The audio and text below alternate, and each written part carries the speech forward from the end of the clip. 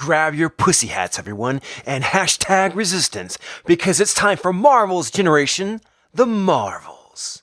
Written by Lynn Sarsour. G. Willow Wilson.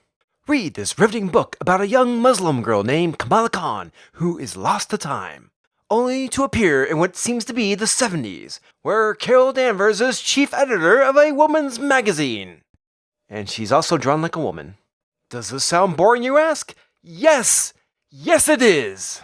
All this, and it's just the first page. Watch as Kamala Khan looks confused as people continue to mispronounce her name as Karina. Gaze on at this retro style of art that is actually way too good for this book because it's complete shit. Watch as J. Jonah Wilson stereotypes white people because they can't say foreign people's name correctly. Rivet at such amazing dialogue as protesting stuff and unicorns. Read a plot so contrived, it can only be brought to you by G. Willow Wilson. Watch as the theme of one-punching villains is maintained throughout Marvel generations.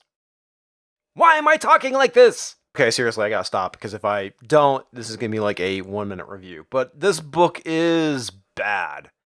Not just because of how fucking boring it is, but seriously, I wasn't joking about grabbing your pussy hat and hashtag resistance, because this shit shows up in this book. Alright, so I went back a few pages before the one-punch fight.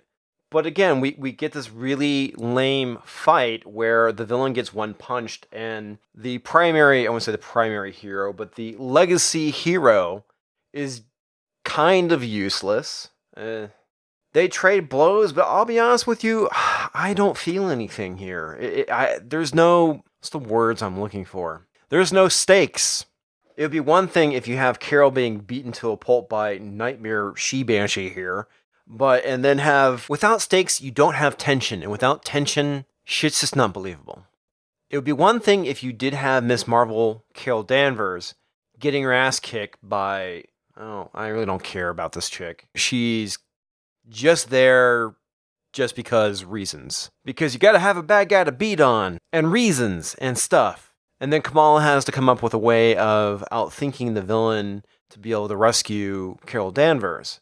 And then have them work together to defeat Nightmare Bitch Queen here. One thing I do have to say is the art is good in this book. It does have this nice retro feel to it. And the art really is too good for the story. So this is where we start really getting into the whole hashtag resistance thing. The book starts turning into an analog for women being oppressed in modern society by comparing it to what was going on in the 60s and 70s. Like the whole thing with women not being allowed credit cards and shit like that. I hate to break it to you, G. Willow. Women are oppressed. At least not in America, despite what you may think. Now, it doesn't mean we don't have problems. It doesn't mean they can't be fixed. But you're not fucking oppressed. And so here we have Kamala Khan saving the day again by writing this piece called Shades of Revolution, which is basically about makeup and whatever is supposed to be going on this time period. Women's lib.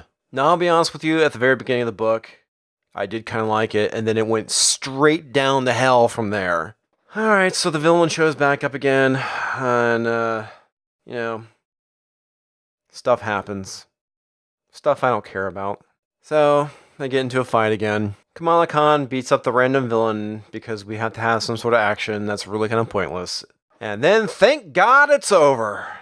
Yay, so exciting. We have a comic book about a woman's magazine. Because, comics are for everybody.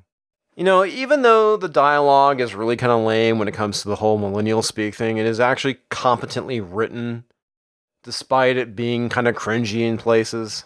Overall, I don't get the point. There's, no lesson learned.